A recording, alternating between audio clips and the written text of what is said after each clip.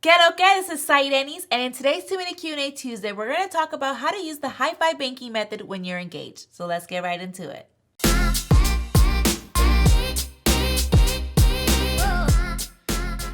So today's question is, what is the best way to manage your finances and bills when you're engaged? Should we get a joint checking account to pay our mutual bills? I currently use the High-5 banking method and I'm thinking about getting a sixth account with him.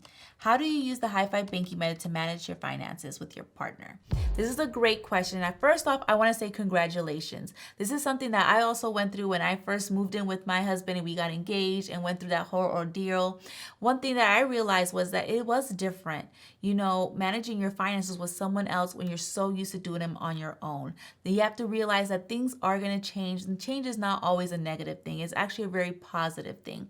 One of the conversations that my husband and I had early on was how we were actually going to manage our finances once we got married. That allowed us to make the micro tweaks necessary to our current financial situation so that we can roll into that a little bit more smoother.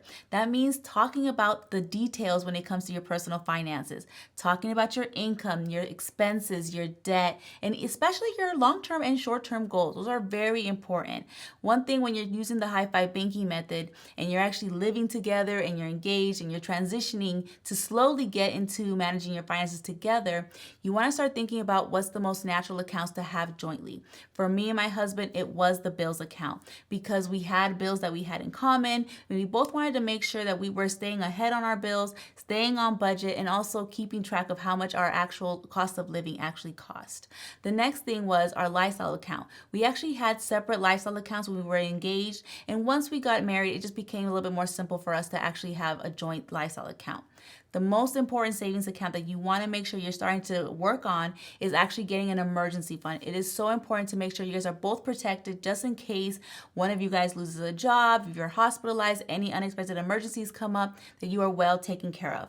Now, when it comes to the long-term and short-term goals, these are going to come up naturally. For us, when we started managing or creating our long-term and short-term goals, we realized that we wanted to cash flow our wedding. And that's the account that we actually created to slowly save up for our wedding and not rely on debt for. Now, if you want to learn more about how my husband and I use the High-5 banking method within our personal finances, definitely check out my website, thepoisedlifestyle.com.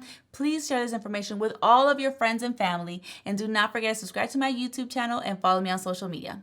Bye.